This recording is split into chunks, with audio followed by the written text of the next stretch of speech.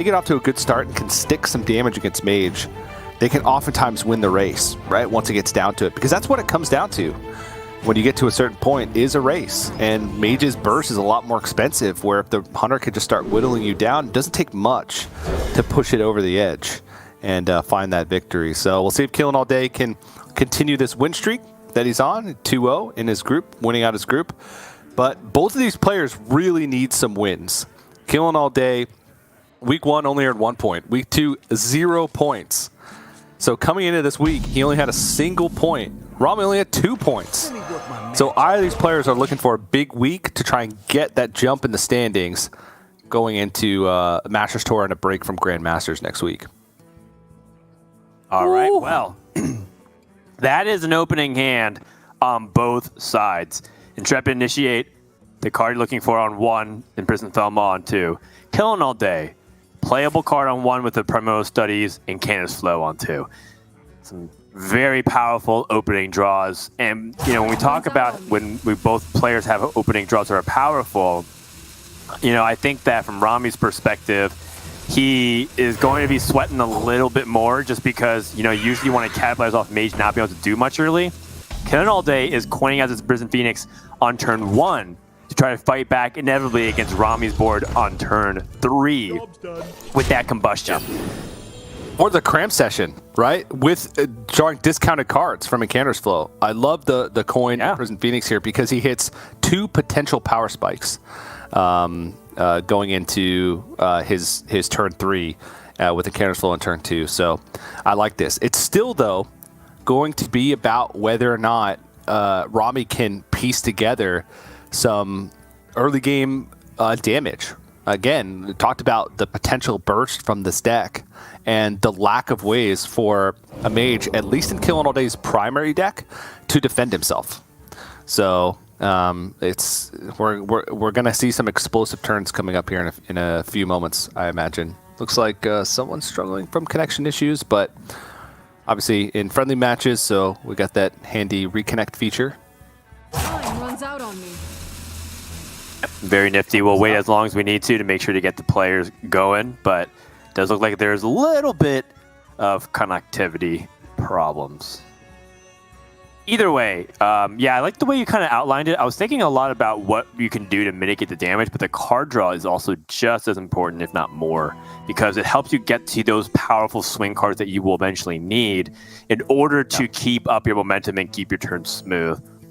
So, you know, the nice thing, too, is that maybe you can get the benefits of both worlds, right? It's not exactly easy for Hunter to remove things on board unless they just happen to have that because they're trying so often to develop proactively. And so, you know, I don't think in Killen's mind, you know, Rami necessarily has a super powerful reactive hand because he's trying so hard to be proactive, and he's using one of his reactive cards to do so. He's not going to play his Manquig. He's going to go ahead and play his Cobalt Pack Runner instead, TJ. Yeah, that's interesting. Wow. It nets more. Whoa. It nets more damage early on, right? Because if he doesn't get the Intrepid Initiate spell burst now, he may not get it for quite some time, right? Because he just has minions in hand, and if he wants to go play on curve and play Warsong Wrangler next turn, it makes sense to get this out now. These are some pretty decent pickups. The Varden, is that what it's called? Winter Grasp is going to be a tool that killinallday can use to buy some time. But still, expensive cards picked up. Okay, absorb some damage. Wow. Nice. I can see who you're cheering positioning for. Yeah, I mean... Devastating for Rami. Yeah. There's combustion positioning is always a big deal in this matchup because you can really maximize damage, and I think this positioning is good because it's not easy to hit that in Prison Felmaw. Actually, Shooting Star's combustion is decent here. Could go Shooting Star Combustion Devolving Missiles. It would just leave a 1/1 token on the board with the Kolkar Pack Runner. Is there a cleaner way to do it? The volley missile Volley should missiles theoretically make the combustion even better. Yeah. Okay. Well, that's a clear, I think, right? Combustion Yeah, it is. clears off everything. Yeah. So I was worried about the Warsong Wrangler specifically, just because it's a 4-drop, could go into a 3-drop, which could just leave it its health the same. But both the Imprisoned Felmaw and the Kolkar Pack Runner, if it hits either of those, then it's almost always a net positive. The only thing you need to worry about is the possibility of hitting like a 2 1/3s for the 1-drops, and then the Warsong Wrangler going to a 3-drop that has additional health. Then it wouldn't have been a clear. But I think this is just mathematically correct. So clear skies for killing all day. For now. For now. Board's gonna get reloaded, and Rami still has the Trampling Rhino, which Killen should pretty much suspect is the case because Rami did not play the Wolpentinger this turn, so now he has hard confirmation that's the case. And Killen can freeze the board and set up for a Flame Strike. Oh, that's good. That's real good. Because the Pexus Blast doesn't have a great target here. You target Mankrik, you still have 5 damage on the board. And he should know, or at least suspect, that Trampling Rhino was the pick. I doubt you'd ever pick Wolpertinger in that case. Oh, interesting. A quick shot or a Trampling Rhino in this spot. He is going to be playing his Trampling Rhino in here from here, so it makes me feel like having a quick shot would be good to keep up that momentum, just to get his damage going. But a second Trampling Rhino does exactly that, but also develops a big minion, and it's buffed. There's also secret option number 3, which is Imprisoned Felmaw, which allows you to have a minion that's not vulnerable to AoE on the board. But he's getting value from the Trampling Rhino. He's not just playing it onto an empty board, right? So I think this makes a lot of sense. But now it's about turning the corner for killing all day, right? He's at 16, which is not a lot of health. After this turn, he's going to be 11.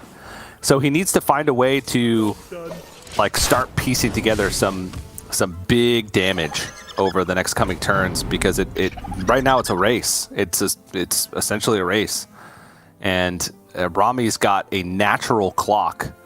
Ooh, second Mask of Cthulhu. So if he unleashes the Mask of Cthulhu here, he's very likely to clear the board and will deal 6 to face. Next turn, if there's no minion played, he can deal another like 11 to face, and then set up for Fireball lethal. So he's got like a 3-turn lethal setup.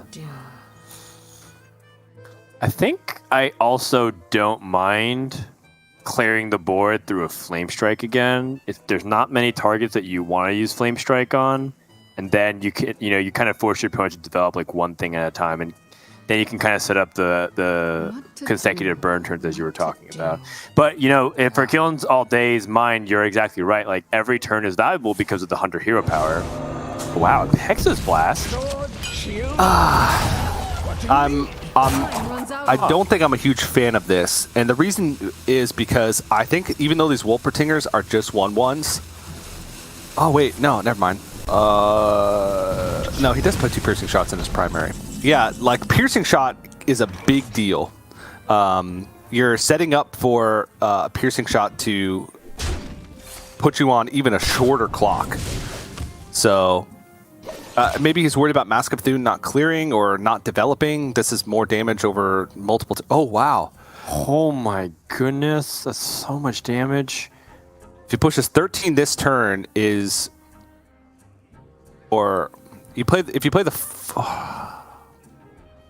This is tough, actually. Join the pack. He's trying to win through board presence. He can go ahead and even go for the buff, the Frenzy, and get the +2/+2. Piercing shot's lethal. Nope. And that's counter lethal from Killing all day. Because he has 14 on the board, and Mask of Cthulhu hero power will be enough. Mask of Cthulhu Fireball also. Yeah, that's true. I forgot the discount on the Fireball as well. Yeah. So I changed my mind. I like Killing All Day's play better.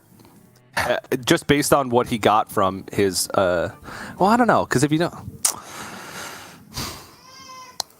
that's tough. I would say that that Killen's plan is more stable, but Yeah, it is. one thing that I'm not sure is what if his opponent picked up another like trampling rhino, right? And the trampling, because we know that Rami discarded the second one, but it felt like Killing All Day had an additional out that Rami was given. But at the same time, I still like the overall line that Killen took. It does feel a little bit interesting that he has all this burn in the hand, and he potentially could have set up a little bit quicker.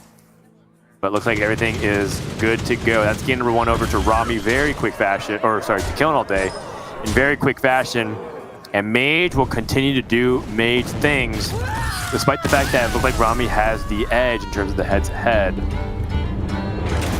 And, you know, we talked about how the opening powerful hands on both sides ends up being better for Mage because Mage needs to have something to do early. If, you know, one of these things where Hunter slows down, it still has a lot of burst in the mid-game to make up for it, but it really needs to capitalize off this small little window, right? Otherwise, in the mid and late stages of the game, Mage has the edge. And so when Mage can safely get to that mid-game, especially with the amount of card draw going on early, it was just a really powerful start for Killen. And it really depended on whether or not Rami can draw additional damage, but he did not. Yeah, he did have an out for lethal there at the end with Wound Prey in hand. I believe a piercing shot off the top would have been like exact lethal. And Killing All Day, if he did hit a little bit less power on his Apexis blasts, wouldn't have had that 3-turn lethal setup, right? Because he got that frenzied minion, the blacksmith, effectively at the end of the day had 7 power because of the frenzy buff. So overall, I think I changed my stance and liked the way Killen played that. But I just tend to play like a little bit safer. But I think maybe I lose that game because my lethal doesn't come for another turn if my opponent plays a minion in the second Mask of Cthulhu, can't go all face. And I think that's what you're talking about with the stability of his play, right? And 5-drops have a chance to just be absolutely devastating for the Hunter. We've seen that's why Jandis is so powerful. Even at 6 mana, it's still being played in pretty much every rogue deck that you're going to see outside of Weapon Rogue. So you get an Earth Elemental in that situation, you're cooking. Or any real taunt, right? Teacher's Pet 2. Anything that just blocks the minions that are on board from attacking face and shortening that hero power clock. So a nice win. And that primary deck win actually is a huge deal for Killen. Because I think that was probably his worst matchup, even with decks changed up. Because I don't think that Rami switches. I think that he stays on primary. And I believe, he did stay on primary. And Killing All Day gets to move over to his secondary deck, which has those anti-aggro tools, which has the shooting stars and has the ice barriers. So he's got a lot more protection from the later game burst. So he won the first game, and now in an even better matchup for him, he gets 2 tries to try and beat this Hunter in game number 2. All right, well, here we go. Killen already with a pretty powerful start. What is with the mages and the encounter flows, TJ? Have we seen it every game? I think we've seen it onto every game that we've seen Mage Day, right? All like 3 of No Hands games? Yeah. All 3 of No Hands games, and then both of Killen's games so far. But this is a very good aggressive start from Rami. He had a playable card on 1. That's all you can really wish for, right? Outside of Arcane Shot.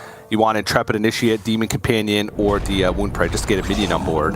And then he has 2 playable cards on 2 to be able to buff that damage. Killen does have Combustion, which I imagine will be coined out, and the Incarcer's Flow will have to wait.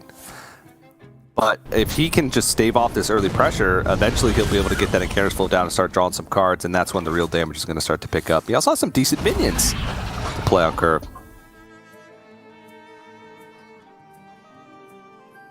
Wow, this does not look very good at all so far. What can Rami really do? Should he start maximizing his hero power as early as turn 3?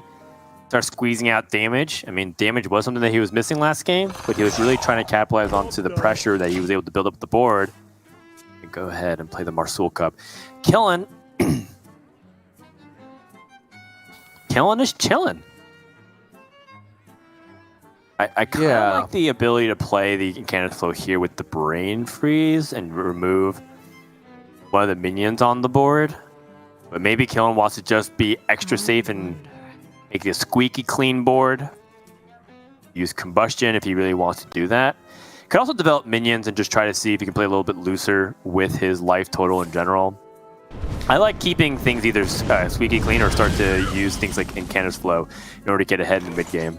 Hungry, aren't Yeah, holding on to the Brain Freeze means next turn he can go Rhyme Tongue Brain Freeze, which gives you that freeze token, which is kind of interesting because with Warsong Wrangler being the card that's picked up, it actually works against him because it puts a 1/1 on board that the Trampling Rhino, even though it gets frozen, it'll still get value, right? It'll get 6 damage.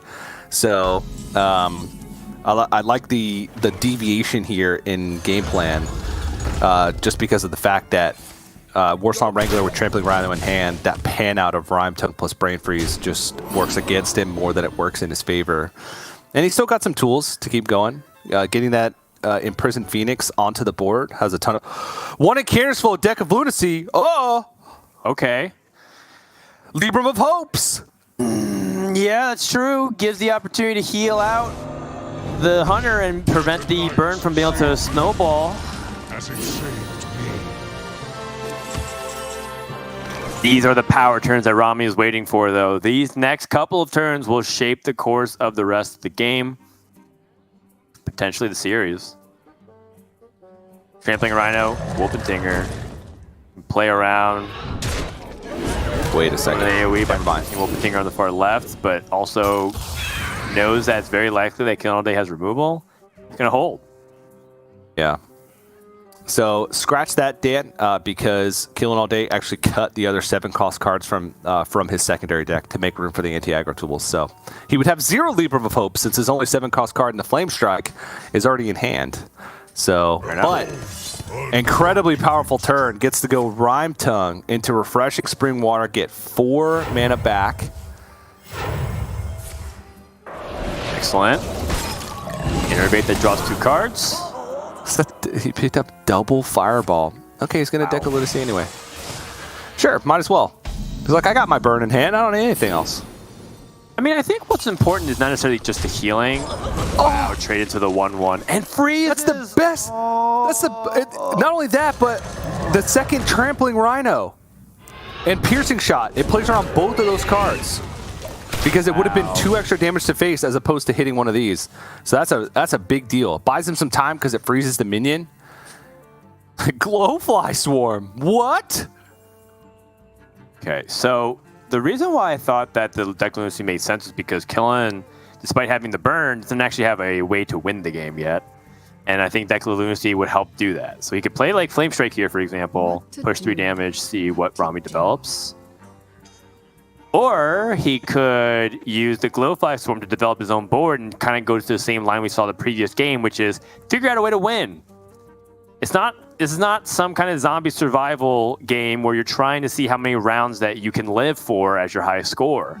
This isn't that one Tavern Brawl that was weird where it's like you survive for 30 turns and you try to post your highest amount of points that you acquired. You have to win. And so for Killen, I think this is the plan that makes the most sense. Build a board, try to swing it. Time runs out on me. Serena is not going to be a 2-drop that survives a hero power, and Rami does not get an attack. You can see the impact of that 1 freeze onto the Imprisoned Felmaw. Rami with the double take towards the camera. We feel you, man. That's tough, but it's not over. He's got 6 damage from hand. Tracking can help find more. Yeah, looking for Piercing Shot. That's the. There it is. Juice. Piercing Shot can deal up to 5 damage on his own Wolpentinger. The 5 plus the Quick Shots are 6. That's 11. Hero Power is 13. Oh, man, it's so close. I think he has to also consider if he wants to do that now. He's going to Piercing Shot his opponent because I think that 1 damage break does not make a difference. Play Wolfman Tinger, start dumping his hand. And now he's got the double quick shot hero power next turn. Killen does not have the answer right now. Does he find a way to draw healing? Hexus Blast. Wait a second. 9 on board plus 12 plus 5? He's 1 off. That's 26. Fireball, 12. Hexus Blast, 17.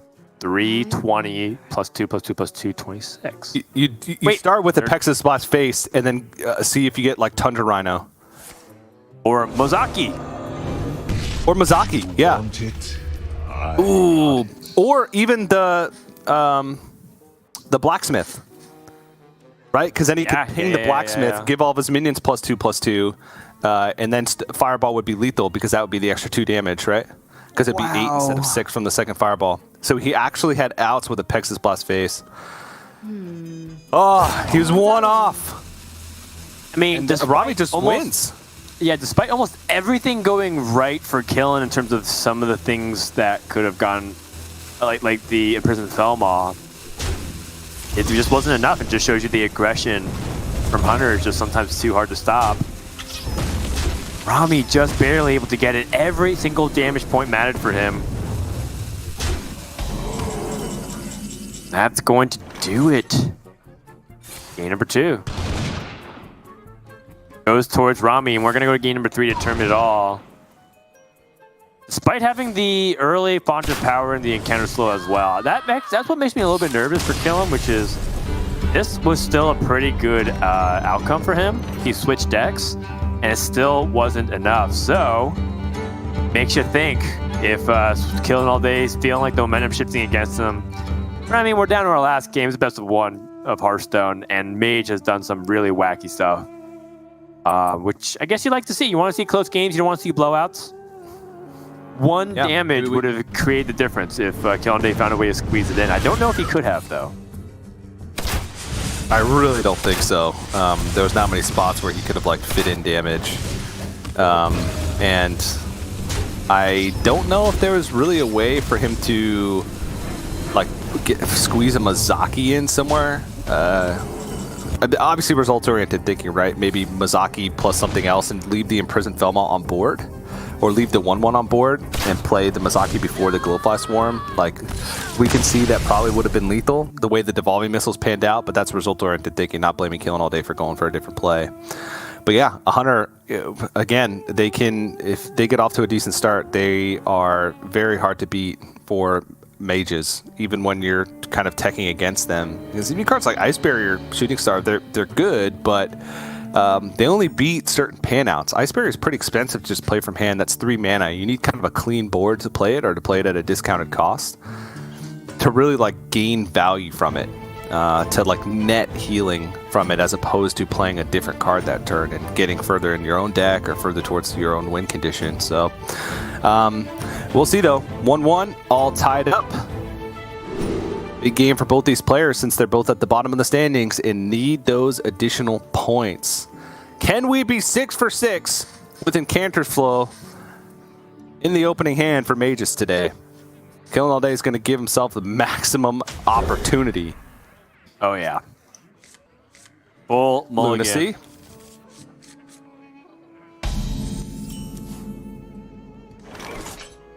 Job done. Okay, I mean, for a second I thought that was Incanter's Flow. But that's it. Still has a turn to draw. He still has a turn to draw it. It's really about this turn too, right? Because that's what he wanted to play. Anyways, does not find it. And this is the kind of start that Hunter wants to capitalize upon. We've been kind of talking about it throughout the entire series. How Hunter wants to get this 1 window, 1 chance, 1 opportunity to hit the face you've always dreamed of. Double Imprisoned Felmaw. I mean, that's tough if you start the game at 20 life.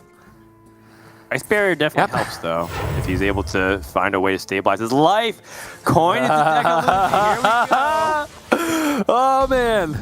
All right, so, again, he only has 1 7-cost card in this secondary deck that he's playing. But the Grand Slams and Survival of the Fittest, you don't care about those in this deck. against Hunter, right? They're too slow. He's got a lot more cheap cards, which means he has a lot more ability to go for these big swing turns.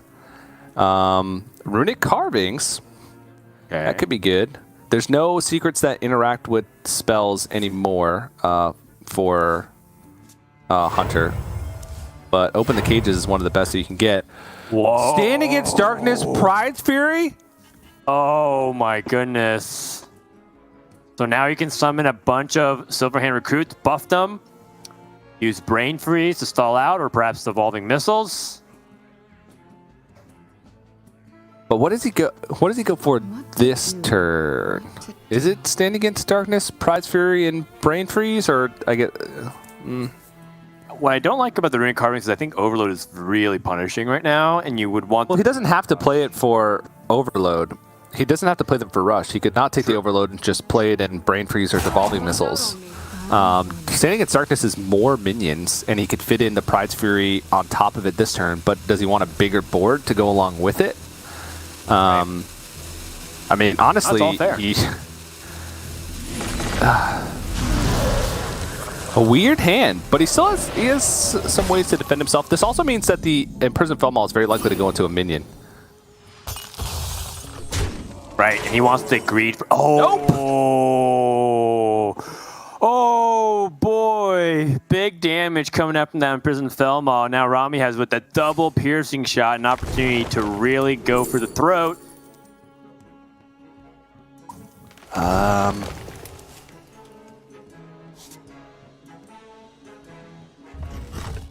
Question time for Rami.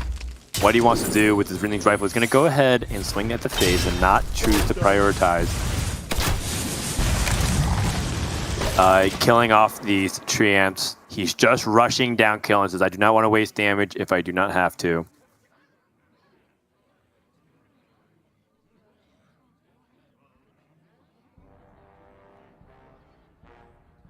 That 5 damage to face from that Imprisoned Felmaw is massive. Yeah, That's the difference. Killen would have 1 less 2/2 on the board, but he'd be at 17. 12? I mean, Rami's got Piercing Shot in hand, and he's got ways to generate 1/1s as well. He's like 2 turns away from winning the game, and I believe he took Explosive Trap, which means that killinallday also has to navigate around that, so he's effectively at 10. Yeah, we're looking at 2 turns here. And the thing about this is the Iceberg is essentially useless at this point because Rami just needs direct damage. Obviously, killinallday is going to play it because that allows him to leave minions up on board.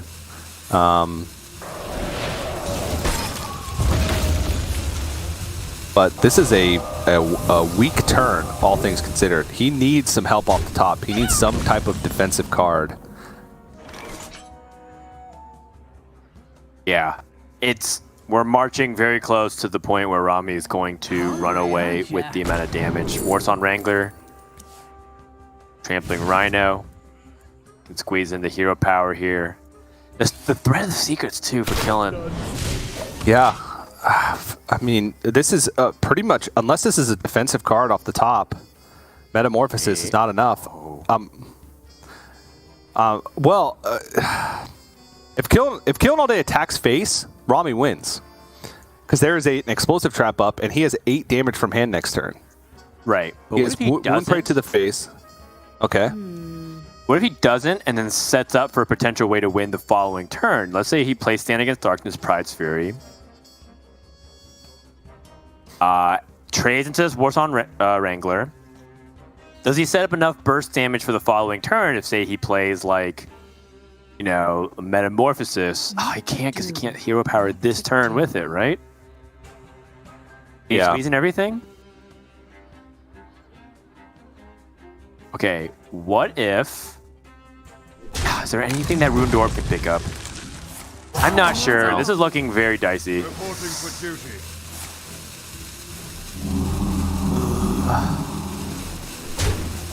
Yeah, he's dead.